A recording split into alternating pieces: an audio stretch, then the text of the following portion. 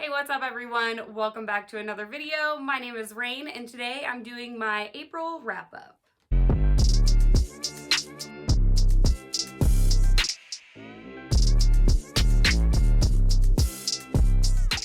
I did kind of feel like April was a slow reading month for me. I didn't feel like I was getting a ton read, but I did finish 7 books, so I did something. I also really struggled with audiobooks this month, so I actually didn't read any audiobooks. I had started 2 audiobooks this month and I had to put both of them down because I just couldn't get into them. I was having just a lot of trouble focusing. I would have to replay parts over and over. For some reason, the audiobooks just weren't happening for me this month. I still feel pretty accomplished and I'm definitely more motivated to read more in May. So the first book that I ended up finishing in April was Devil's Call by J. Danielle Dorn. This is a story that's kind of set in the Old West in 1859 in Nebraska. There is this doctor who is murdered in front of his pregnant wife. And what the murderers don't know is that she comes from a very long line of witches and she goes out for revenge. The blurb on the front of this book says that it's compared to The Revenant, and I think that is just so true. It's very much reminiscent of The Revenant, except yeah, it's got some witchy stuff in here, and I absolutely loved it. I thought the pacing of the story is done just right, and the prose is just very straightforward, but it's also got these beautiful sentences that are molded together, and I absolutely loved it. I tabbed a bunch of little excerpts that I just really liked out of here. I do think that the author could have expanded a little bit more on this story. I think I would have had a bigger impact had it been a little bit longer, maybe some more characters introduced. The story is being told from Lillian's perspective, and she's telling the story to her unborn child. So it does definitely hit you in the feels. The very beginning introduces you to Lillian and her family, and then it kind of goes over how her and the doctor ended up meeting and how they came to be in love.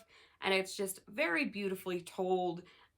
Very early on in the story, you get the actual murder, and that just affected me so much. I was really shocked by the fact that it was so early on in the story and I was still getting to know these characters, but that part just really wrecked me. Like, I bawled like a big baby. It was just a really hard part to get through.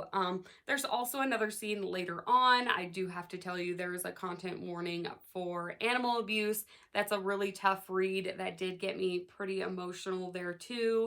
But like I said, I do feel like they could have expanded a little more on some things, and the ending just didn't leave me with that satisfied feeling. I do feel like it was a little rushed.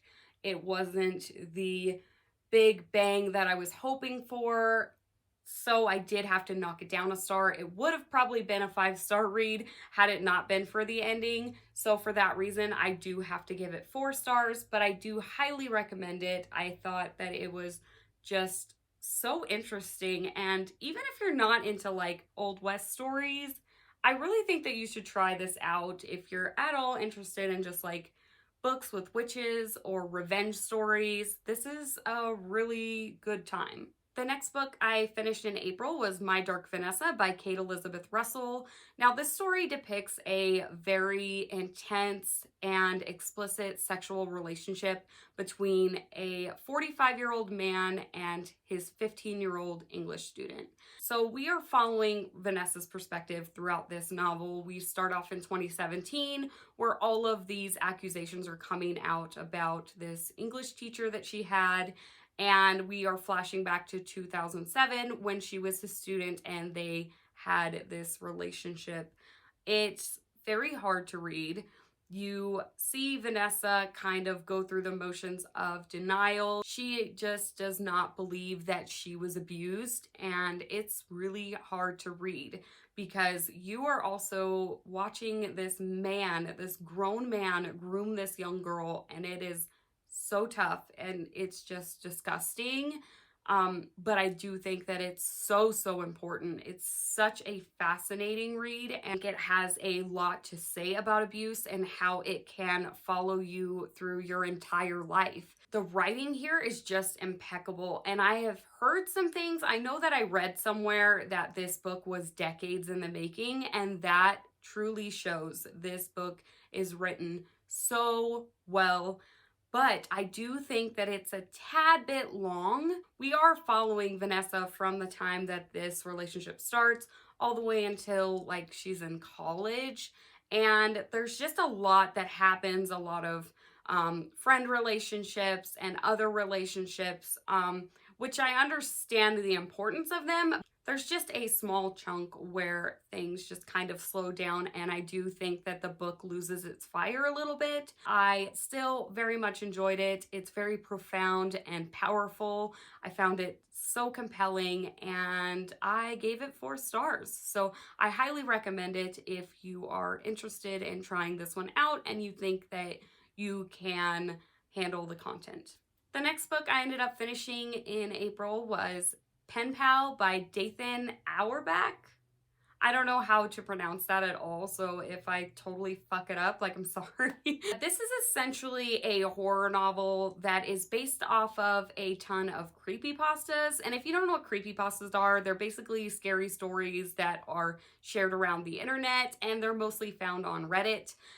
So this was inspired by a bunch of Reddit posts by this author, and it's kind of told a lot like a Reddit post. This entire book is broken up into small stories, which are all childhood memories of one man, and each story kind of gives you a little tidbit, which is supposed to lead up to this giant reveal in the end.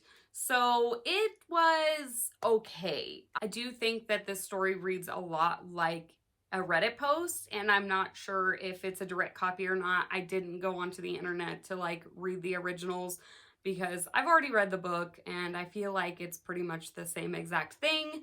But the timeline also just kind of screwed with me. It jumps all over the place. I didn't really see the point of it doing that, but I really didn't think too much of it.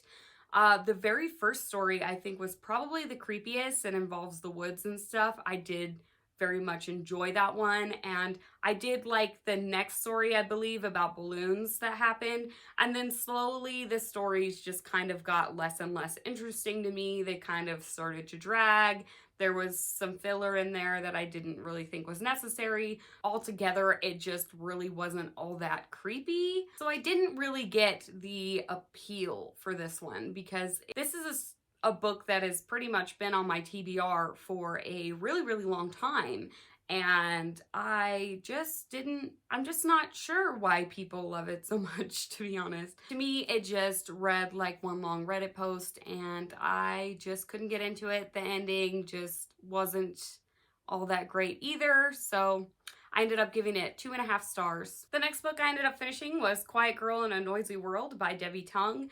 This is a graphic novel. I read it for the reading rush, for the prompt to read a book in one sitting. I did find it very relatable and just very cute, but I do think there was still a lot of it that I couldn't relate to. So for that reason, I ended up giving it 3.5 stars, but it's still really cute, and I still highly recommend you try it out, especially if you're an introvert. A lot of these things might relate to you and you might really love it. The next book I ended up finishing in April was The Southern Book Club's Guide to Slaying Vampires by Grady Hendrix. This is my 3rd Grady Hendrix novel, and also I read this at the same time as Gabby from Gabby Reads. So technically, I mean, we kind of sort of had a buddy read, which was really awesome. So this book is a horror novel that is set in Charleston, North Carolina in the 1990s. And it follows this suburban housewife, Patricia, and her friends who all have this book club. And some of them start to branch off and create a new book club because they're kind of bored with the current book club that they have. And they branch off and create this book club where they read true crime and mystery thrillers. So they start having a really good time with this. Some new guy comes to the neighborhood named James Harris, and he's a bit mysterious. Patricia starts to help him out, kind of getting set up in the city, and then some kids go missing in a nearby town, and James Harris is suspected to have done something to these children. So this book does involve vampires, obviously, and things just get pretty crazy. I thought this was such a good time. I think it's probably my favorite Grady Hendrix that I've read so far. It has some really creepy scenes that genuinely freaked me out. There's a scene with this old lady in the very beginning, and then there's this scene with bugs that, like, I had intense anxiety when I was reading it because, yeah, it was just too much. It was too much for me. It really reminded me of some fears I had growing up. This had some great 90s nostalgia, but it also lets you know how people of color and how women were treated in this time period, even though it wasn't that far away. It was very frustrating watching how some of these women were treated by their husbands and how they didn't want to believe them that James Harris was a shady character. These suburban moms fight back and they kick ass and show the world that they will do anything to protect their children. I loved this one. I would definitely love to read more Grady Hendrix in the future. So I gave this one 4.5 stars. I highly recommend. I also finished the graphic novel DayTripper by Gabriel Ba. This is a graphic novel where we are following this man throughout all of the most important moments in his life. And at the end of every chapter, he dies. It's very interesting, and the artwork is just amazing. It's so, so beautiful. The story itself, it took me some time before I actually connected with the main character, but once it did, I did feel like it made an impact on me. This has a very clear message about all of the moments in our life that make us who we are and how death is just another part of life. The ending of this was just incredibly touching, and I will probably be thinking about it for the rest of my life. I gave it 4.5 stars. It was just beautiful, and I highly recommend, especially if you are someone who's not sure about graphic novels. This would be a great starting point. And the last book I finished in April was Ninth House by Leigh Bardugo. And if you don't already know, this is an adult urban fantasy where we follow Alex, who gets a scholarship into Yale because she can see ghosts. So basically in this fictional Yale, there are these like secret societies or houses as they call them, where they perform magical rituals. And Alex's job is basically to act as a bodyguard during these rituals to prevent these ghosts from crossing the veil. This story also involves the murder of a young woman whose body is found on campus. Though the detective on the case doesn't believe that the society is involved, Alex believes otherwise, so she decides to take it into her own hands and investigate the murder. So this story initially starts off pretty slow. I feel like the first 80 pages I was really trudging through. There's a lot of world building, a lot of talk about the actual buildings on campus that I just wasn't all that interested in. I did find the magical rituals very, very interesting. I loved Alex as a character. I loved her backstory and how she has this like very dark past. I also thought the ghosts here are very interesting, the different things that attract them. I love the different macabre-like rituals and the blood magic and things like that. Each of the different houses kind of has their own magic system, so I found learning about those very interesting. So overall, I think I did enjoy the story because I did tab a lot. But there is a lot of filler in here to me that just felt kind of boring and hard to trudge through. I will probably continue on with the series, but as far as how I felt about this book, I am giving it a 3.5 stars. I didn't love it. I didn't hate it, but I am very interested in continuing with the series. I will probably reread it at some point, and we'll see if I end up liking it more the second time around. And that is it. Those are all the books that I read in April. I hope that you enjoyed this video. Let me know down below if you've read any of these or what you thought of them. As always, thank you so much for watching, and I will see you next time. Bye.